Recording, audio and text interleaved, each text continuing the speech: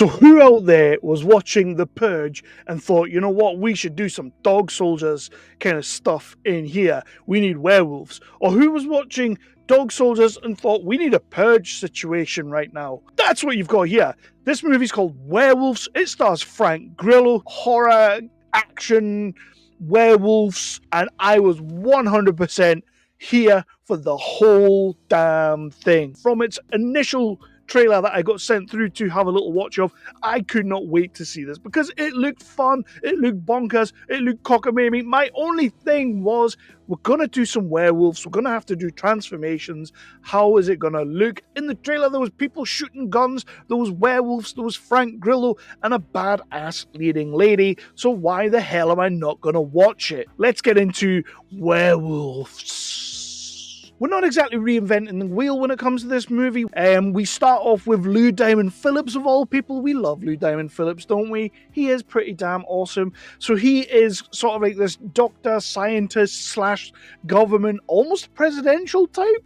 And he's given this big thing on the TV, basically telling people, this is how we're going to save you. This is how we save the people from turning into these nasty things that people are turning into. And we only have one time of the year to do that because we have a blood moon coming up. And that is when bad things, gnarly shit begins to happen. And then we kind of meet Frank Grillo, who is living with his brother's wife and kid, and his brother died like a year prior or sometime prior. This thing that happens once a year ended up taking his life because he was like a firefighter and he's like, I need to go out and do the right thing. I need to help save people. Once a year, we batten down the hatches, we board up all the windows, we stay inside, we don't go out at night because people, when the moonlight comes out, the moon is turning people into werewolves. Yep, they're going to be turning into werewolves and they're going to be eating people and it's going to be this whole thing. Dr. Aranada, who is obviously Lou Diamond Phillips, he has come up with this solution, this kind of antivirus that if they take it, then hopefully it will subside the moon rays, I guess, from turning you into a werewolf, and you won't get that. But it's a movie, so it's not really going to work for long. Things are going to happen. Otherwise, how does the plot progress? And that's the other part of where Frank Grillo comes into it, because he's part of the team that has come together with this solution. He's like a global response unit team kind of guy, and he's part of this whole thing. So they decide, let's get these people who we know are going to turn, let's put them in cages, let's spray them with all this gnarly spray stuff. They won't turn, it'll be great, awesome pasta, we're going to win. And then obviously that works for about 5 minutes until it doesn't. They escape. Now everybody's kind of trying to survive. These werewolves are on the run, trying to eat people. There are other werewolves outside, and that's the movie. It's survive the night. How are you going to survive? How does he protect his brother's wife and kid from the werewolves outside when he knows that there's a guy next door who is an absolute psychopath? And that's the film. It's just fun. It's just outrageous. It's crazy. Like I say, it's The Purge. We have one night where all this mad shit happens, and then we're going to spend our time with the characters trying to survive that. And it's also dog soldiers because people turn into werewolves. And I loved it. It's like, I'll save my final rating for the end, but I genuinely thought this movie was just batshit nuts crazy. And I couldn't have loved it anymore because it had all the elements that I kind of love. I love like werewolf horror. I think that's great. I love action movies. And you've got a ton of action as the city are banding together. The country is banding together to kill as many of these things as they can, all the while just trying to survive. You know, you have the aspect of the mother and the mother and the child hiding in the house when you know that the guy next door, like, he is an absolute lunatic and he's not really going to do anything to help this situation because if anything he's going to draw people towards him. So yeah, it is just this whole crazy hodgepodge mess. So I think director Stephen C. Miller, who has done other things, I believe he did one of those Escape Plan movies, like Escape Plan 2 with like Stallone and Schwarzenegger. Like, I believe he made one of those movies. He's done a few other movies like Marauders, I remembered. But like, I've seen his name around. But what he's done here is what he tends to be able to do with a lot of his movies is he casts well. And I think he's casted perfectly here because this is Frank Grillo's bag. This is 100% where he lives in these movies. Just let him be the leading man in an out there situation, and he's just going to go out there, be an absolute complete badass, muscle up, get some guns, and just go to town, kill people, and save the day. That's what we love about Frank Grillo. I was a little bit worried at the start of the movie because he seemed like this geeky, nerdy scientist, and then obviously he is that, but then he's like so much more than that. I'm a big fan of Grillo as an actor. I don't think he quite gets the credit he deserves. He's been in a ton of movies that I rated his performance, and I've rated those movies. So it's great to see him again here getting the time to shine. And when you get to the last half of the movie, which kind of becomes a little bit obvious at one point, you just love it, and you're just there for it because it's Frank bloody Grillo. Katrina Law as Amy is one of these actresses that you get a touch of the Rona Mitras, you get a touch of the Kate Beckinsales. She's just there to A, look absolutely amazing, but B, kick absolute ass. Now, she is again part of the geeky science team, but you instantly, as soon as you see her, you know what kind of role she's going to be doing. She's doing the Radha Mitchell role that we love seeing Radha Mitchell play, but we get Katrina Law playing it, and she's utterly perfect. Like, delivers the lines beautifully when she needs to, does those moments of sheer badassery awesome when we need to. We don't feel like we're completely taken out when she does these things that are a little bit hyper surreal and over the top. She nails it. She performs it well. I was a big fan of Katrina Law in this movie. I will be completely honest, it's not a name that I think I've seen overly often. I know fine well if I go and look at IMDb, I've probably seen a ton of movies that she did, but I really, really liked her in this movie. I really liked the chemistry that she had with Frank Grillo, and I'm not saying they go down that road of will they, won't they.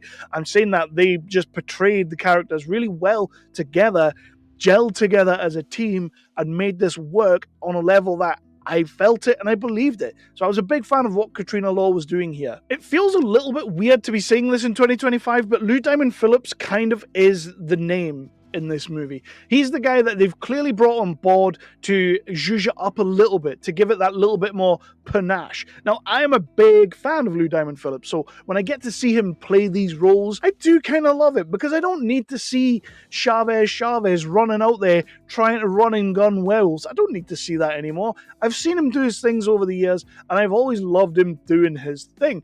In this movie, he just gets to deliver the exposition, deliver it well, get us into the movie, and away we go. We're off to the races. So I had no problem with Lou Diamond Phillips in this film. It was great to see him. I was happy to see him, and it's always nice to see him. Ilfenesh Adera, I was worried. She plays Lucy in the movie, and she is the mother of the child, but also the wife of the brother who's now dead. That is Frank Grillo's brother, and Frank Grillo's looking after her. So I was a little bit worried that there was going to be this sense of like these guys were going to get together by the end of the movie. But what I loved about what they did here is they really portrayed this relationship of, you're my brother's wife, I'm going to look after you, I'm going to make sure that you guys are fine, all that good stuff, but I'm not going to overstep the boundaries. There is a lot of respect from Grillo towards his dead brother. She becomes this like protective mother badass by the end of the movie because her kid is in the house, and there's people trying to, well, not people, there's werewolves trying to get into this house. And when she really starts to get into that role, I loved her. I thought she was a little bit ropey towards the start. I thought her dialogue was a little bit, cringe in places. That would be my biggest critique, is that some of the dialogue is cringe.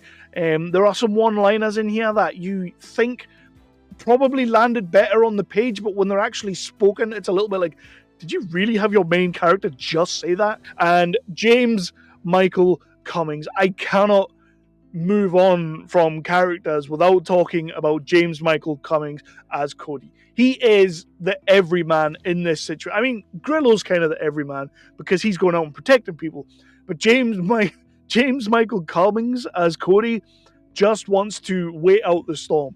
His house is ready to go. He's got guns up the wazoo. He's our Burt Gummer of the movie, and he just wants these things to break in so he can kill every last mother flipping one of them. And he's going to try. He's going to try his absolute best. And he provides us with one of my favorite characters of this movie, some of my favorite moments of this movie. So things that I did and didn't like, though. So let's get into the nitty gritty of what I did and didn't like. I really like what Stephen C. Miller has done here with this movie. I think it's a fun movie. You don't have to think too much about it. You get in. It's not a long movie. You get in, you get it out, and you get it done, and it makes complete and utter sense. You have a good time with it, and that's all this had to be. It had to be a good time. We didn't need to go down, the Wolfman road. We didn't need to go down like the government conspiracy road. We just stick with what we know. We have a family, we have a house, and we have werewolves trying to get them. It makes sense, and it works, and it has always worked. And why does it always work? Because it's human. And at its very core, this werewolf movie is human. I love the action in the movie. There's a lot of good choreography. There's a lot of good gunplay. There's a lot of good gunning down werewolf moments. I think the transformations of the werewolves were absolutely spot on. I was a little bit worried because I felt like we were seeing more of it than we should do, but it worked on a level. The graphics, the CGI, the VFX were all spot on. We do have, at one point in the movie, again, no spoilers, but we do have a child that has turned, and it looks amazing. It provides one of the most heart-wrenching moments of this movie at just the right time, by the way. That's another thing about this movie. The timing of everything that happens is pretty much spot on. Just as you think you might be getting a little bit bored, or you think maybe we should move on, something happens that just elevates. And the timing of this movie, the things that happen, perfect. So that's a side note. But yeah, there's this little girl that we see in the midst of the change, and the moment on that screen, Katrina Law is phenomenal in that moment. Frank Grillo is amazing in that moment. Really lets you know a lot about his character without really telling us anything. So yeah, that was a fantastic moment.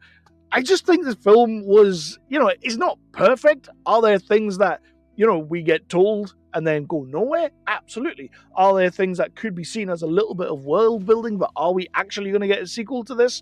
Yes, there are moments like that. If we get a sequel, that will pay off, fair dues. But at the moment, it just looks like you threw that in there just to throw that in there. And if you don't do anything else with it, I don't know what we're doing here.